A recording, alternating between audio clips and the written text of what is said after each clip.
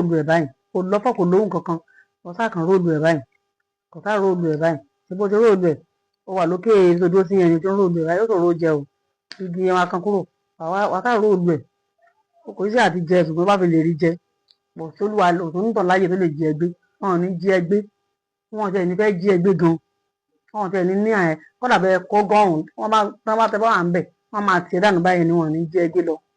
tó ẹ̀yin èèyàn mi ẹ wò ó gẹ́gẹ́ bá a ṣe mọ̀ pé láyé báńdíìtì yìí kó lórí dirí ẹ̀ mú kálára ṣọ́ra ni o eléyìí ló mú kan nínú àwọn màmá wa tí ọlọ́run jogún ewé àtegbò fún tí wọ́n jáde tí wọ́n ṣàlàyé àṣírí ńlá kan ìyẹn oògùn abẹnugọ̀ngọ̀ tó jẹ́ pé tí ènìyàn bá ṣe sára wípé bí onítọ̀hún rìn láàrin ẹgbẹ̀lẹ́gbẹ̀ báńdíìtì wípé wọn ò ní rí onítọ̀hún fi ṣe nǹkan kan o ẹ wò ó ẹ má jẹ́ ń dá yín lágara ẹ jẹ́ kí n fi fídíò náà lẹ̀ kí gbogbo àkásáré wò ó àwa tá a bá lè lọ gbìyànjú ẹ̀ wò àwa náà lè lọ gbìyànjú ẹ̀ wò nítorí pé gẹ́gẹ́ bí màmá yìí ṣe sọ̀rọ̀ wọ́n ní kọ̀ǹfàmù ni o pé kọ̀ǹfàmù ni o ó yá ẹ bá mi kílìkì lé subscribe button tó wà nísàlẹ̀ yẹn ọ̀fẹ́ ni subscription ọwọ́ yín tẹ̀ fi ń bá wa tẹ subscribe lágbára Elédùmarè ẹ ò ní fi gbé ọmọ sin ẹ ò ní fi gba lẹ́tà ìbànújẹ́ o. mo fẹ́ fún wa níṣẹ́ kan ẹnìkan sọ fún mi pé ẹ̀yà alàgbà ní kí ẹ sọ̀rọ̀ lórí àwọn báńdíìtì mo ní kí n tí ò wá àti taburú báyìí ẹni yẹn tó ó láyà tó wá sínú díẹ̀ mi tó pè mí tó pè fún nọ́mà kọ́ mi mo ní kí n tèmi tí ẹ̀kọ́ rẹ̀ ti ní dáhùn ní kẹ̀bá tèmi jẹ́ àṣàjọ rẹ́rìn ṣùgbọ́n ẹni nǹkan tá a jọ máa lò lórí ilẹ̀ tá a lè jọ fi tọ́jú ara wa tá a sì ní bọ́ sọ́wọ́ máa mú wá ó pọ̀ bí iye ẹ̀pẹ̀ màá mú wá lórí tí mo kàn wá lẹ́ẹ̀kan mo tún mú mi wá ìlú ìtìlérè ẹ̀ táwọn owó dẹ́wọ́ lọ́wọ́ mi yìí tó bá fi lè ṣiṣẹ́ yìí tó fi lògùn tẹ̀mí ayé ẹ̀ tán lórí ilẹ̀ ọmọ aráyé kan kò lè jí ẹgbẹ́ wọn kì í lè ṣe ẹni bí wọn wọ́n àwọn ní pieces ẹran rẹ̀ ọlọ́run bá mi máa ń lò ó sábàbí dáadáa àwọn àníkẹ́ ẹ lọ ọmọ bẹ́ẹ̀ ti ní ìmọ̀ ẹ lọ wá ìmọ̀ fún ìmọ̀ làwọn nǹkan wọ̀nyí kì í ṣe bóyá àtọwọ́dà àbí adáhunṣe àbí màjíìkì kankan ìmọ̀ làwọn èèyàn wá débẹ̀ tó ń lẹ̀ fún wọn ṣe ẹ bá mi gẹ̀ẹ́sì ewé làpálàpá funfun yìí àti ewé àkókò yes ewé àkókò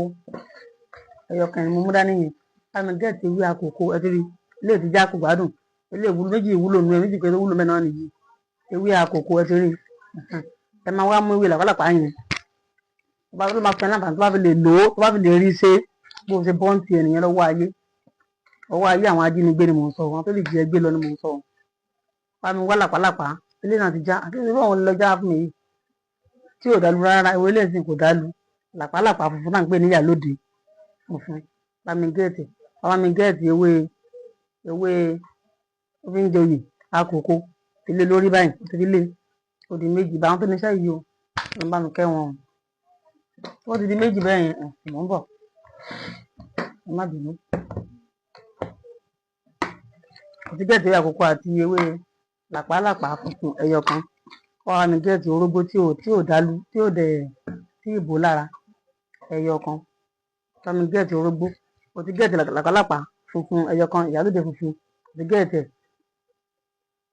ewé àkókò ó ti gẹ́ẹ̀tì ẹyọ kan wà wá síjú wọn sókè báyìí wà wá mú orógbó wà á fi lé lórí báyìí ibi tó bá wá ga máa lọ dúró sí ibi tó ga rororo tó máa dúró sí bóyá tébù tàbí tábìlì ibi tó ga ni máa dúró sí dúró lórí ibi tó ga yẹn kò máa róòlù ẹ̀ báyìí kò lọ́fọ̀ kò lóhùn kankan kò sáà kan róòlù ẹ̀ báyìí kò sáà róòlù ẹ̀ báyìí ṣé bó ṣe róòlù ẹ̀ ó wà lókè tó dúró sí ẹni tó ń róòlù ẹ̀ báyìí ó ṣòro jẹ o igi yẹn wá kan kúrò wà ká róòlù ẹ̀ kò sí àti jẹ ṣùgbọ́n bá fi lè rí jẹ pọ̀ sólúwa òtún nítàn láyè tó lè jí ẹgbẹ́ wọn ò ní jí ẹgbẹ́ wọn tẹ̀ ní fẹ́ jí ẹgbẹ́ gan wọn tẹ̀ ní àyẹ kọ́dà bẹ́ẹ̀ kọ́ gọ́rùn wọn bá tẹ bá wà ń bẹ̀ wọn máa tiẹ̀ dànù báyìí ni wọn ò ní jí ẹgbẹ́ lọ tó kàn níta lè máa fúnra wa ní gbé lọ́rùn àwọn bàbá tó fún wa náà wọn gbé lọ́rùn náà fi sílẹ̀ fún wa ní gbé lọ́rùn ó wà lókè ibi tó ga má gbàgbé ibi tó bá ga lókè lókè ni kò dúró sí o kó wá fi sẹ́nu láti dẹni báyìí kó wá ka ẹsẹ̀ kan rọ̀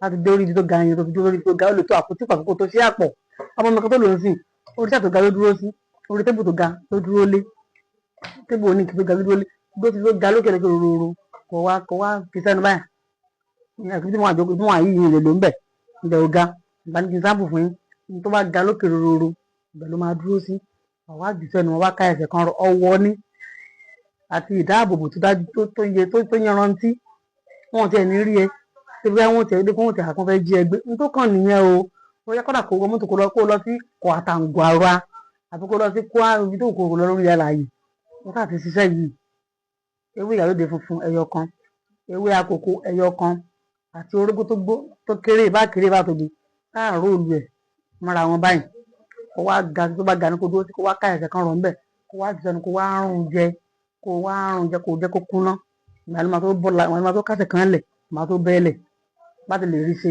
ó bọ́ wọn lè ṣe wọn kan fún ẹ lórí rẹ̀ nílẹ̀ Nàìjíríà tájọ wà yìí àjọ lògbó tí ó ti àtúntò arúgbó bá kú nìkan ló kú pé wọ́n pààyà bẹ́ẹ̀ náà kó ṣe é níbi láyé wọn nílò rí ṣe ó ti rí iṣẹ́ yẹn nìyẹn ó wà pa gan ó dẹ̀ dájú ẹ lọ ṣe mo fún tinú mo fi tọkàntọkàn mo filẹ̀ fún tán ni àánú ìdúgbòdò àwọn bá wa ní àwọn ọmọ òun onídùú ọba àjogún ẹ̀ ni ẹ lọ ṣe tá a bá ní nǹkan bẹ́ẹ̀ ká lè fi wúlò fúnra wa kí la fẹ́ ṣe ẹ lọ ṣe yín fáàsì ní ẹ̀sìn iṣẹ́ yìí ó dájú o níta nìkẹ́ mówó wá ṣe fúnra rẹ̀ gorí òkúta àpò gorí igi tó bá ga ní kó dó sí orí tébùlù bá ga ní kó dó sí kó ṣiṣẹ́ láì fi hàn ojú.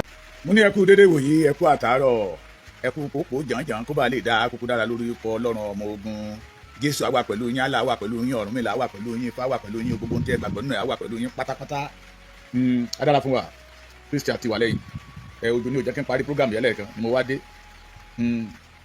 mo kí gbogbo ojúlówó ọmọ kóòtù òjìrè káàkiri gbogbo àgbáyé ojú òní tiwa mo lógun Fúlàní òní borí wa láṣẹ Olódùmarè ẹ jẹ́ kí n kọ́kọ́ bẹ̀rẹ̀ báyìí mo ní ìyá mi kan pè mí ìyá yẹn bẹ̀rẹ̀ sí ń ké àgbàlagbà ni màmá yìí mo ṣe ń gbóhùn wọn yẹn kì í ṣe tìjà àjọ ń ṣàlàyé ọ̀rọ̀ fúnra wa ni ṣẹ́gbọ́n mi ìwà Èkìtì àtòǹdó ni téèyàn kan ní wọn bá ṣe tí ò dáadáa bá ń bá wí òun náà ò ní fẹ́ gbà ṣẹ́gbọ́n mi kì í ṣe tìjà kì í dẹ̀ ṣe ti lára a kàn fẹ́ kí ìyàtọ̀ mọ̀ náà ni ká lè tètè débi tá à ń lọ dẹ́dẹ́dẹ́dẹ́ tójú wa ń rí kó bá lè tètè dópin la fi jáde mo fi sọ̀rọ̀ ẹ̀ inú mi dẹ̀ ti mọ̀ ọ̀pọ̀lọpọ̀ tí pé mi pé bàbá Èkìtì àwọn ti mọ ìyàtọ̀ láàrin ìrù ẹkùn ṣẹ́gbọ́n mi àwọn ti mọ̀ pé ìrù ẹkùn bó ṣe jẹ́ lélẹ́yìí bó ṣe jẹ́ lóye á dára fún wa ojú òní tiwa mo ní mo ka ìwé kan lórí social media láìpẹ́ tí Gumi sọ wípé kò sẹ́nikẹ́ni tó lè disturb òun tàbí tó lè dáhùn dúró kó má rìn anywhere ní ilẹ̀ Yorùbá lákọ̀ọ́kọ́ máa pé gbogbo gómìnà ilẹ̀ Yorùbá tèkó ni Ògùn ni Ọ̀yọ́ ni Ọ̀ṣun ni Oǹdó tó fi dé Èkìtì gbogbo ẹ̀yà àbí tí Yorùbá bá wà ní Kogi àti Kwara àwọn Fúlàní ọlọ́kadà ẹja stop wọn o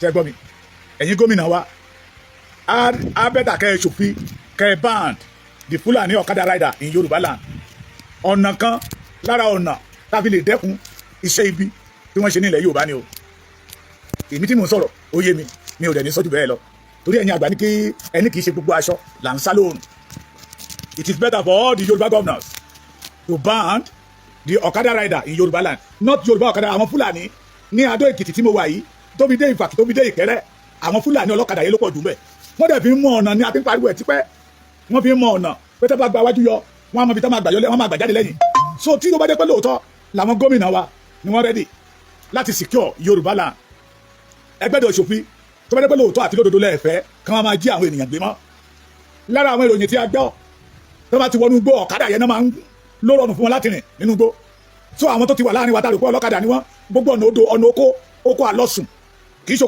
oko àlọ́dé ló máa ń wà létílé àwọn oko àlọ́sùn ibẹ̀ náà máa ń gbà ọ̀kadà dẹ̀ ń gbà bẹ̀ pàrọ̀ dáadáa so wọ́n ti mọ gbogbo ọ̀nà tá a lè gbà it is better for our government to ban the Fulani ọ̀kadà rider in Yorùbá land kó bá lè rọ̀ wá lọ́rùn ni màmá mi àwẹ̀lé adáàbòyìn ojú òní tìyín ẹ jẹ́ wọn ọmọ ẹ̀ níjẹ́ nínú ìnira láṣẹ Olódùmarè òkìbọ́ra mi Harim Àtẹ́lùwàbí Dayọ̀ Ọlọ́run tóbi Kẹ́hìndé Babátúndé gbogbo yín pápátá ẹ̀ ní ṣubú ara ẹ̀ ní ṣubú ẹ̀mí ìran àgbàrá yìí fòkòtò ire yìí ò ní fòyín lu ó tí mo wá fún kì í ṣe ohun tó pọ̀ káàkà ṣàlàyé ọ̀rọ̀ yéra wa náà ni Yorùbá wípé ó ń bọ̀ àwọn làádẹ́ẹ̀dẹ́ àbí bẹ́ẹ̀ kọ́ àwọn làádẹ́ẹ̀dẹ́ tẹ́nìyàn bá dẹ̀ ti lọ́kọ́lé àwọn bàbá wa jọ̀wọ́n àná wọn ní irú ẹni bẹ́ẹ̀ kì í fọwọ́ kó mi tí ènìyàn bá ti rí ojú àwọn bàbá wa náà ló tún sọ wípé kì í wá ìrojú kiri àti wá rí ojú kàmọ́ Samuel yàwé kan prophet Rafiu Adélábọ̀ fún yín àti wá rí ojú kò yẹ ká tún máa wá ìrojú kiri náà àjọṣepọ̀ gbogbo wa ni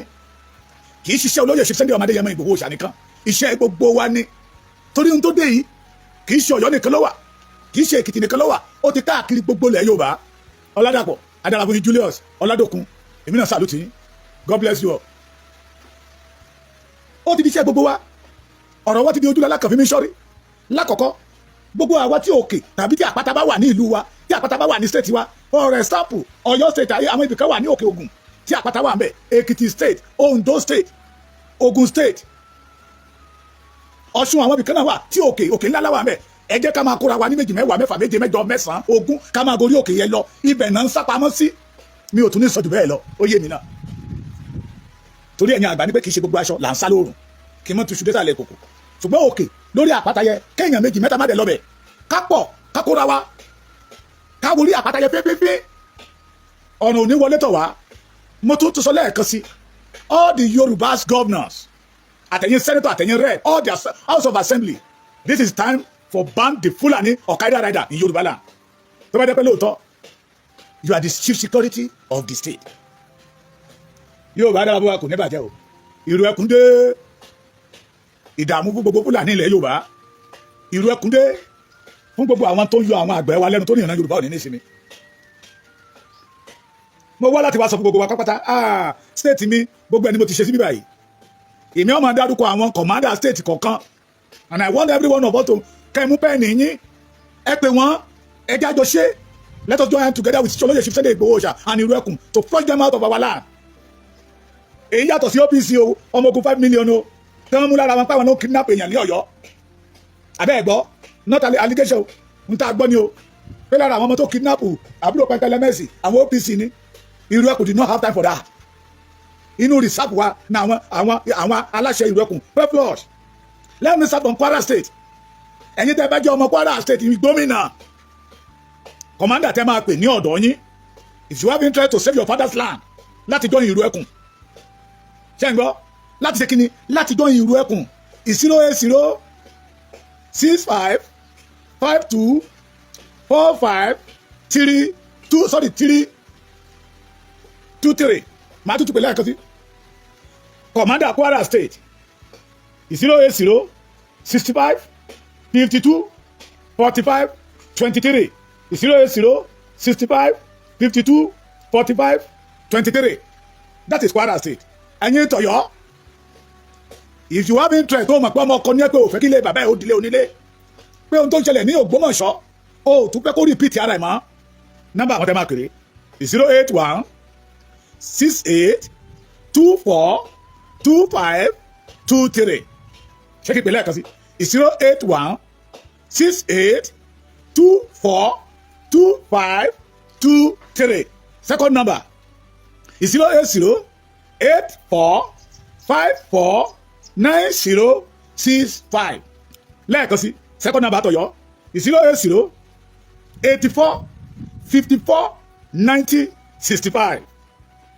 Ẹ̀yin tèmi ní Kogi ní Okun, ní Kogi ní Okun, commander Ìrù ẹkùn tẹ́ máa pè. If you have interest pé ijó wa àjọjó, àwẹ̀ wa àjọgbà, Ìrù ẹkùn belong to all of us. We want to use it to flush all this enemy out of our land. Kogi State Command is 081 61 10 9331. Is 081 61 10 9331. Keep it like I 081 61 10 93 31. Second number ní Kogi is 080 5 mẹ́ta 6 àti òdo àti 9 àti 8 méjì is 080 55 56 09 88. That is Kogi for you. The Lagos State, Èkó arómi sálẹ̀gbẹ́lẹ̀gbẹ́ ìlú ọgbọ́n, Èkó wẹ̀ngẹ̀lẹ̀. Number Lagos State Command for Ìrù ẹkùn is 070 15 34 66 66. Kí n tún pè 070 15 34 66 66. Lẹ́ẹ̀kan sí 070 15 34 66 66. Second number is 090 75 55 05 54. Ẹ má bá mi lọ, ẹ má bá mi tẹ̀lé o. Ogun State Command for Ìrù ẹkùn. If you have interest, tó bá jẹ́ pé ojúlówó ọmọ Yorùbá tí n tó ń ṣẹlẹ̀ nílẹ̀ wa tí ò tẹ́ yín lọ́rùn pé we must secure our land. Ogun State Command is 080 55 83 51 14. Lẹ́ẹ̀kan sí 080 55 83 sorry, 080 55 83 51 14. Second number is 080 38 54 83 51. Lẹ́ẹ̀kan sí 080 38 54 83 51. Ondo ẹ̀gí ẹ̀yin ọmọ tó Ondo ẹ̀mú gègé àti tákàndá kẹ́kọ̀ọ́ nọ́mbà yìí lẹ̀ ojú wa ò ní rí bí láṣẹ Olódùmarè. 080 35 15 93 57. Lẹ́ẹ̀kan sí 080 35 15 93 57. Second number is 081 27 34 14 24. Lẹ́ẹ̀kan sí 081 27 34 14 24. Third number little donor ni mo iwa 090 76 22 43 18. Lẹ́ẹ̀kan sí 090 76 22 43 18. Èkìtì kété kí ayé ti ṣe yìí tí o Èkìtì kété Èkìtì parapọ̀ Èkìtì kété kí ayé ti ṣe yìí tí o Èkìtì kété. Àwa tèkìtì. This is our number. The number of our command, Irueku command in Ekiti State is 080 6301 7390. Lẹ́ẹ̀kan sí 080 6301 7390. The second number is 080 62 14 33 32. Lẹ́ẹ̀kan sí 080 62 14 33 32. That is Ekiti State. Go to Osun State. Osun State command is 070 31 30 40 14. Lẹ́ẹ̀kan sí 070 31 30 40 14. The second number is 070 62 65 09 35. Is 070 62 65 09 35. Àwọn ìpínlẹ̀ mẹ́jẹ̀ẹ̀jọ lẹ́tí gbọ́ yẹ Kwara State ní àti ìrìn nọ́mbà wọn. Ẹ jẹ́ àjọ ṣe kájọ gbárùkù tí ọmọ Adéyẹmọ tọ́lọ́run máa gbé kalẹ̀ tó dẹ̀ sọ̀rẹ́ndà láti volunteer rẹ̀ to flush our forest. Torí àwọn tó ń lérí mọ́ wa ìwọ̀n padà lẹ́yìn wa. Ìlú kówókówó ni wọ́n ń lù ṣùgbọ́n kọ́lọ́run ọba mi ọba òkè kó má jẹ́ ọdún agbẹ́dọ̀jọ ṣe ni. Ìrù ẹkùn is for all of us. Ìrù ẹkùn belong to the Yoruba people. Ìrù ẹkùn ready to serve the Yoruba people. Ìrù ẹkùn ready to flush enemy out of our forest, out of our land. Bẹ́ẹ̀ nìyẹn bá ń ṣe ìlara ọmọ Adéyẹmọ onítọ̀ kan máa sáré kú ni. Torí ẹni tọ́lọ́run ọba mi yàn lọ́lọ́run ọba mi pè, ẹni tọ́lọ́run ọba mi pè lọ́lọ́run ọba mi ṣe lógo. Gbogbo ẹ̀yin ọmọ Yorùbá pátápátá ẹ̀jẹ̀ àjọ dìde kájọ ṣe. Join Ìrù ẹkùn today. Àgbájọ ọwọ́ la fi ń sọ̀yà o, àjòjì ọwọ́ kò gbẹ́rù dórí. Kábà lè fọ ilẹ̀ wa mọ́, kábà lè fọ oko wa mọ́, kábà lè fọ igbó wa mọ́, káwa náà bá lè rìn bí èèyàn. Can you imagine? The Gumi said kò sẹ́ni tó lè lé òní ilẹ̀ Yorùbá, kò sẹ́ni tó lè sọ pé kó má rìn bó ṣe wù ní ilẹ̀ Yorùbá.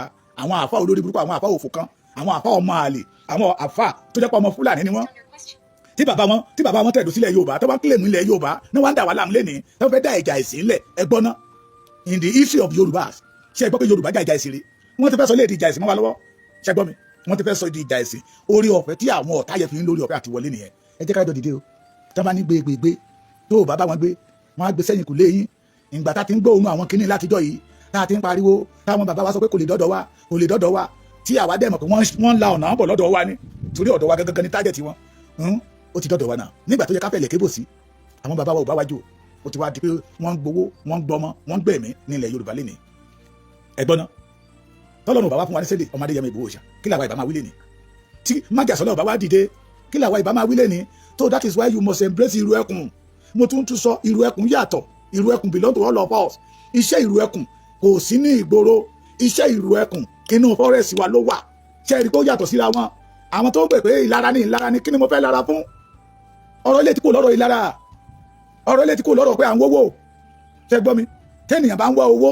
tó ń wá owó tí ọ̀tá dé tó pa orí tọ̀ nǹkan ṣé ó máa rójú láyè náà owó no àwọn ọ̀tá ti yí ìran Yorùbá ká agbẹ́dọ̀ gbójú ìjà tẹ̀lé wọn lẹ́yìn ó dẹ̀ ti pẹ́ tí mo ti ń pariwo tí mò ń sí ọmọ Yorùbá níbẹ̀rẹ̀ ìpàkọ́ wípé ilẹ̀ Yorùbá tutù jù ààrò tó bá tutù lédi yẹn máa ń sàbá sí pé ààrò tó bá tutù ewúrẹ́ a máa ń subẹ̀ mọ́jú ẹjẹ́ àjọ kíyèsára kájọ ṣẹ́gbọ́n mi òun lẹ́ fi rí wọn anybody tó bá ti jáde síta tó ń tako Ìrù ẹkùn ẹ ti mọ̀ pé ọ̀tá wa ni ẹ bá wá díẹ̀ dáadáa àti Bongo àti Senegal àti Burkina Faso ní ẹ̀ràn bàbá wọn ti tẹ̀dó they are not a Yorùbás tọ́bàjọ́ ọmọ Yorùbá ni wọn ò ní fẹ́ kí ilẹ̀ Yorùbá wó n tí mo sọ yé yín.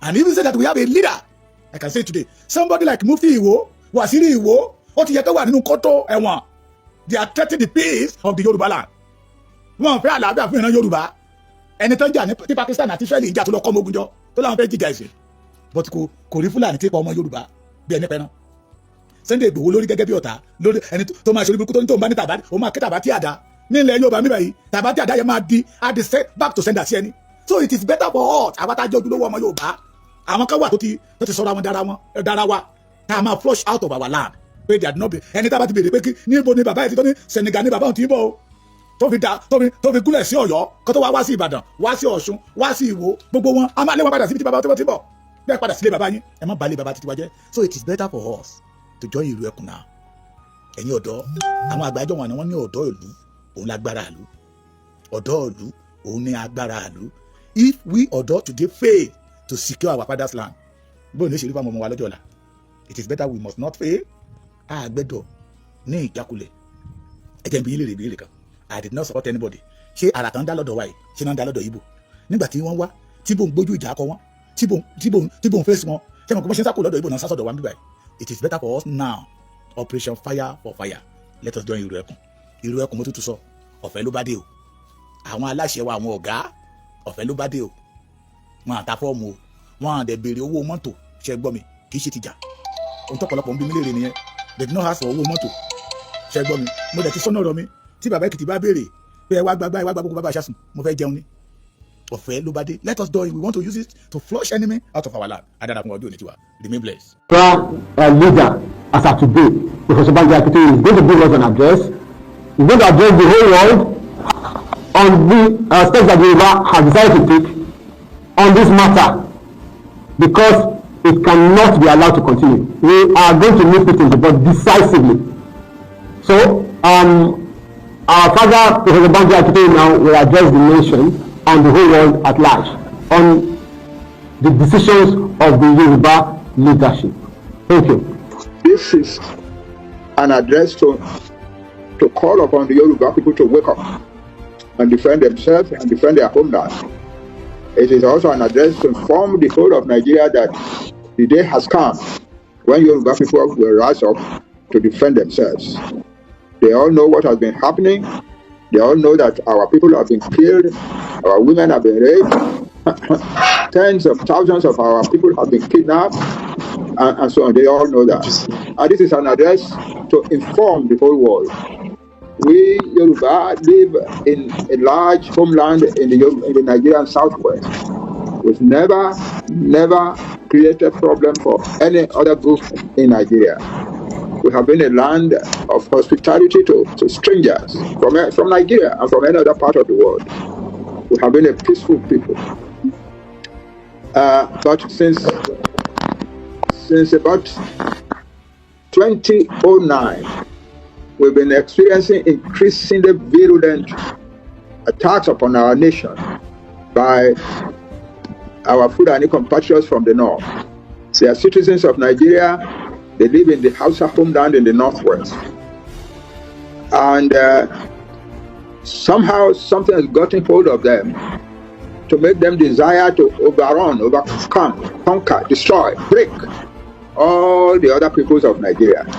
And they have been coming to our land, creating trouble for our people, killing our farmers on their farms, destroying food barns, destroying hamlets and villages, kidnapping large numbers of people and demanding and extorting ransom, and so on. Being part of Nigeria does not put upon us the duty of accepting to live like this.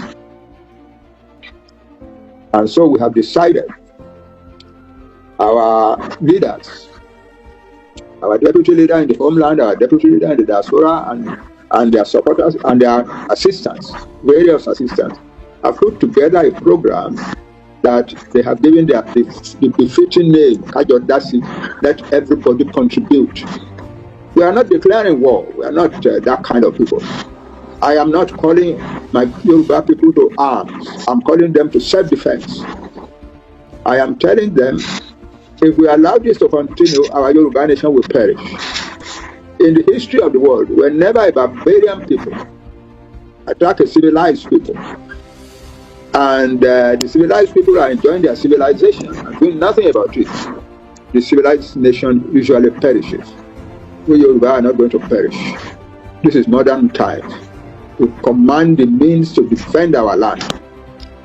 And so that's what we are doing now today. After deep and serious consultations with other Yoruba leaders, opinion leaders, our Obas and grassroots citizens, we, the undersigned, with all sense of responsibility, now make this proclamation of a call to self-defense as a response to the acts of war perpetrated against the Yoruba nation. 1. All Yoruba people with democracy, resident and indigenous to the 10 Yoruba majority states of Lagos, Ekiti, Ondo, Oyo, Ogun, Osun and Kwara, and the Yoruba minority states of Kogi, Edo and Delta, are solemnly called upon to organize their communities and immediately arm themselves with any form of protection they can muster. Be it guns, machetes, Yoruba traditional power, etc., to confront the enemy in a deliberate and organized fashion as only the Yoruba can. There are 160 Yoruba local governments in Nigeria, with 1,885 wards and 2,779 hamlets, villages, small towns, large towns and cities. All were reorganized into defensible settlements with our youths as vanguards that must rise to the defense of Yoruba civilization, which is currently under a very serious existential threat. As a doctrine of necessity to preserve our ancient Yoruba civilization from sliding into extinction due to the activities of our detractors and enemies, the following actions are advised and mandated to be taken immediately by each community. A. No straggler, gatherer, or beggar is allowed on the roads, on the streets of our towns and cities, inner suburbs, villages and hamlets. No bela, no straggler, no gatherer. Gbogbo ìjọba jẹ́ vigilante bẹ́ẹ̀, gbogbo ìjọba jẹ́ APC, gbogbo ìjọba jẹ́ ìdánwò, gbogbo ìjọba jẹ́ UN, gbogbo ìjọba jẹ́ OPC 1, OPC 2, OPC 3. Stop them. Stop them. Àfẹ́lẹ́ all Yoruba, all non-Yoruba, àwọn tó bá tó ṣe Yoruba, non-indigenous, visitors and strangers in Yoruba land are advised to stay within their confines and locations of vacating back on Yoruba land completely during this period. There will be traditional purifications and invocations to purify the land. We are purifying our cities, our towns, our villages, our forests. There will be traditional purifications and invocations to purify the land. This will be performed by Yoruba traditional rulers, chiefs, and priests in all the 2,779 communities of Yoruba land. Any defiant is warned of dire consequences if this advisory is disobeyed. No open cattle grazing will be permitted in any part of Yoruba land from this day henceforth. These cattle grazings are used as covers for the Fulani to perpetrate their nefarious activities in our cities, in our towns and villages. Any stray cow or cow seen will be impounded or shot at sight. The Fulani terrorists in all our bushes, forests and game reserves must vacate immediately. Over to this, we have mandate our gallant Yoruba defenders, namely OPC, Iweku, Iweron, Adekoya, Idangbe, and Omoteku, to enter the forest to immediately flush them out since the police and the military have failed to do so for over 15 years. All stores, warehouses of non-Yoruba in Yoruba land must be opened up. Any Atabani warehouse, see, and we don't stores, see, we will go down and open them up, otherwise I can do it to our land. They must be opened up, either willingly or by force, and search for dangerous devices and weapons of destruction that we know that they have. All trailers and other large goods vehicles entering or leaving any part of Yoruba land must be forced to stop for a thorough search for weapons, hidden terrorists, and kidnapped victims. These vehicles are a major part of the nefarious range of crime endangering our people. All large gatherings of foreigners, but that's only welcome. who hold it together without a defined purpose anywhere in Yoruba land communities must be surrounded, vetted, dispersed, and sent back to where they came from. Àwọn kẹ̀kẹ́ ìtàwá lè lásán yìí, ká má sọ̀rọ̀ ọjọ́ rárá. Our elementary, primary, and secondary schools must be fully guarded by our armed vigilantes and candidacy operatives anytime and anywhere schools are in session. We shall never be intimidated to close up our educational system because of terrorists. This is their intention. We must never allow that to happen. As from June 12th, no motorcycle or Okada or tricycle rider of northern extraction shall be allowed to operate anywhere on the roads of Yoruba land. Anyone who disobeys this directive will have effectively. Celebrated gatherings like night parties, night vigils are advised to be either cancelled or suspended. So we advise that you either cancel or suspend for now while we start this operation. The first means that we have to defend our land is educated young men and women. Since the 1950s, every Yoruba child has been sent to school, and so there is no Yoruba person who is not at least a little educated. We are calling upon you in your towns, your communities, your villages. Get together. Organize yourself into a defense group to defend your village, to defend your community, to defend your town, to defend your city. That is what we are doing now. Don't wait for the army to come and defend you. Defend yourself. Defend your villages. Defend your community. We thank these gentlemen for their candor. That's been candid. They are telling us the truth. Nigeria is a very large country. If we are waiting for the army and police to come and defend all of us, we'll be waiting for nothing. Well, the solution is simple. And I think in the past days or months, we've been in the media, educating our people. And if you notice, majority of these attacks, our people kept calling on government, but no government is coming to their aid. And that is why we are taking the step now to go to all the nooks and crannies of Yoruba land to educate them to at least be first line of defense before we call for external protection if needed. Defend yourself, defend our land. Security is a collective responsibility. It's something that all of us have to do. And that's why it is important for different educationality or different establishments in Yoruba for the leadership to bury individual national identity, to bury our ego, for us to unite, solidarize, and work for the collective interest of Yoruba, but not something that will fester the interest or personalities of Yoruba. We don't want Yoruba provide this time around. Why I'm thinking this way is that, you see, the way Nigeria is going, even the leadership of Nigeria now, our president, he knows that Nigeria is already down, but he cannot say it out. The Northerners, they are making his government very difficult for him. And the way the Northerners are killing our people, kidnapping, taking ransom, destroying our farms. Farmers cannot go to their farms, and many of the residents, they are running away from their land. It's their land. It's not Fulani land. Why should they run away from their land? They come from the far place and be terrorizing us here. We don't go there to terrorize them, so we must face them squarely. Ìṣòro ńlá ló wà níwájú ìran Yorùbá lọ́wọ́lọ́wọ́ báyìí. A dẹ̀ gbọ́dọ̀ dìde láti wá ọ̀nà àbáyọ sí. Kí ni ọ̀nà àbáyọ náà? Òun ni pé kí gbogbo wa ká fohùn ṣọ̀kan, ká fìmọ̀ ṣọ̀kan, ká defend ara wa. Then ká pè fún òmìnira ilẹ̀ Yorùbá. Nítorí orílẹ̀-èdè tó ń pè ní Nàìjíríà ó ti expire. Amalgamation 1914 ó expire ní 2014. So a dẹ̀ nífẹ̀ẹ́ sí àjọṣepọ̀ Nàìjíríà mọ́. A fẹ́ dá dúró.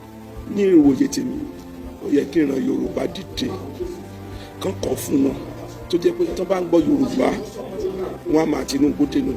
Ṣé rí ìmọ̀ràn mi nísìnyí ni pé kí gbogbo wa kájọ fọwọ́sowọ́pọ̀ ká ohun ọ̀nà gbòógì tá a máa gbà kọ ìyà yìí tí ó dẹ̀ tún ní padà jẹ wá mọ́.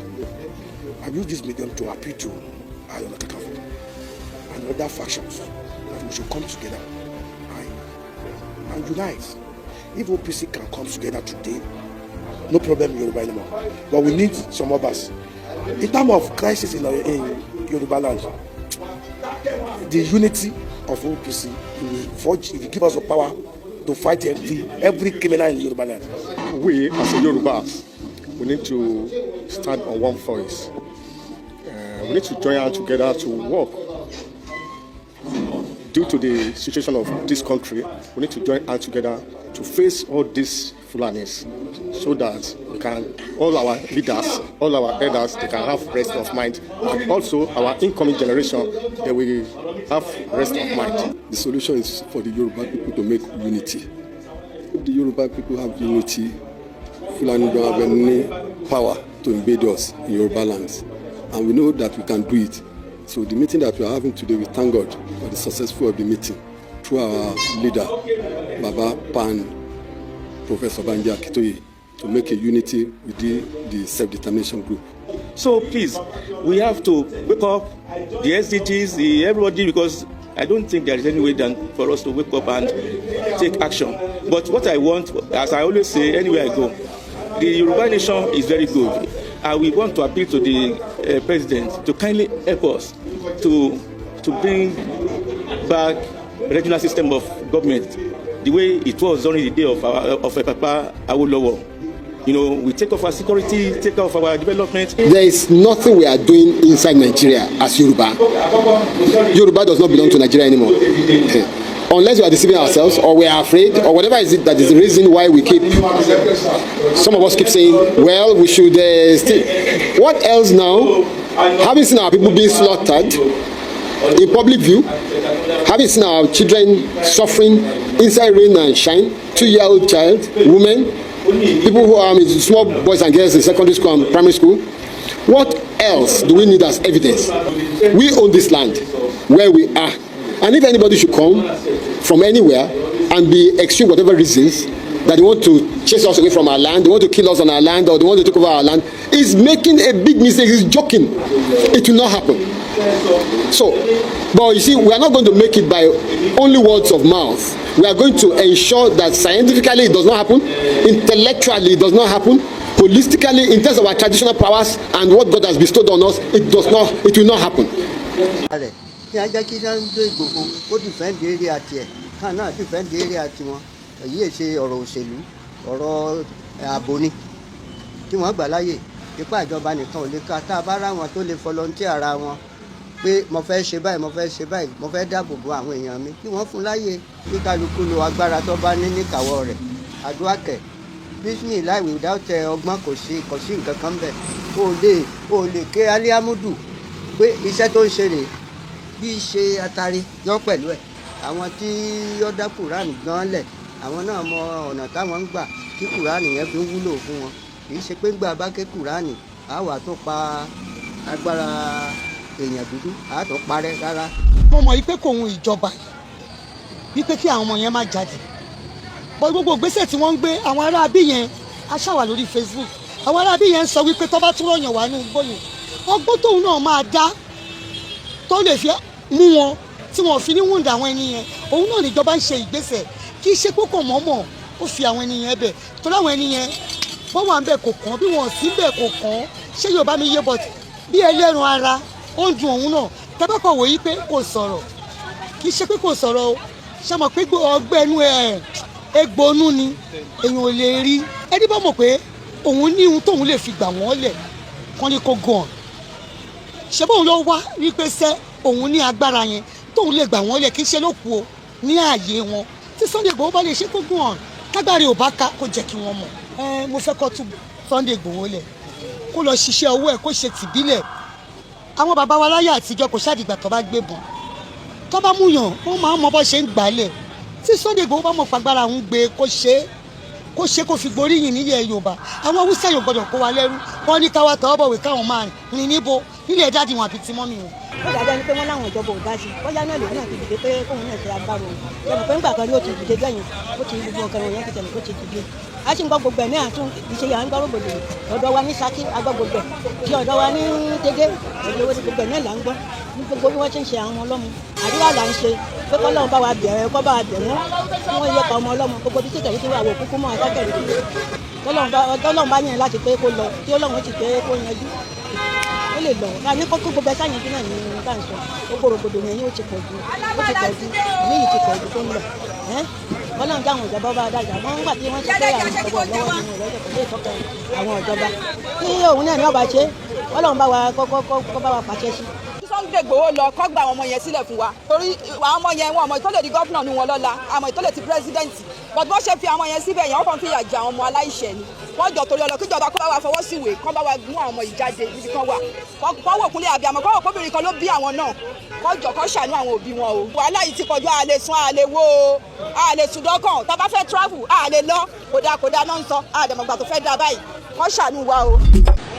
tó bá filẹ̀ wà òkè tó bá filẹ̀ amójútó kọ mi àwọn fọ́ọ̀sì wa mi wọ̀n lè wọnú desert maybe they are scaring the world mo ní àdàbẹ̀ pé kan filẹ̀ tó bá filẹ̀ kó continue kó fún ní power ẹ̀ tó bá fún power ẹ̀ má ṣe dáadáa odò tó bá gbàgbé orí sùn ẹ̀ ó máa gbẹ̀nu kò lè ṣe ẹ́ nìyàn lọ́wọ́ náà ojú ẹ̀ ti rí tó bá dẹ̀ filẹ̀ pé kó continue pé kó fún security purpose ó wà okay Nigeria náà bless wa gbogbo nǹkan a ní detective camera detective gbogbo bẹ̀yẹn tí camera bá wà káwọn fọ́ọ̀sì tó gbéra wọ́n ti mọ ibi tó ń lọ gbogbo nínú desert yẹn kíkọ́ fi kámẹ́rà sí gbogbo bẹ̀ yẹn ẹni gbẹ kí kámẹ́rà wọn àbẹ̀ tí kámẹ́rà bá wà lẹ́ni gbẹ táwọn míì bá lọ bẹ̀ tó ń tí wọ́n ti ṣe nǹkan tí ò dáa wọn nímọ̀ pé kámẹ́rà ń ṣáìtì àwọn fọ́ọ̀sì á lè gbéra pẹ̀lú full force láti lọ fún wọn lákàmọ́.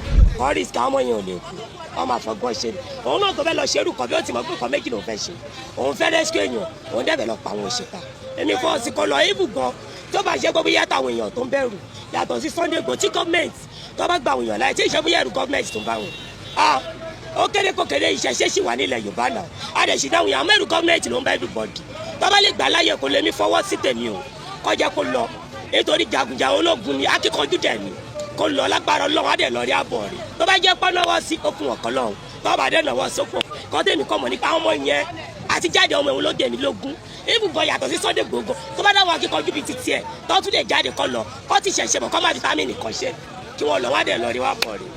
ń tàrí ṣe ni wípé situation àwọn tí ń dàlú láàmú yìí ó ti pọ̀ jù kí wọ́n máa wọlé kí wọ́n máa gbéyàn àdẹ̀ nígbà àládà ẹni tó bá dẹ̀ lè dì tó lè gbà wálẹ̀ tí wọ́n gbà láyè kó gbà wá sílẹ̀ tó bá ṣe wípé kálukú ló lè defend area rẹ̀ kí wọ́n jẹ́ kí Sunday Igboho kó defend area tiẹ̀ káà náà defend area tiwọn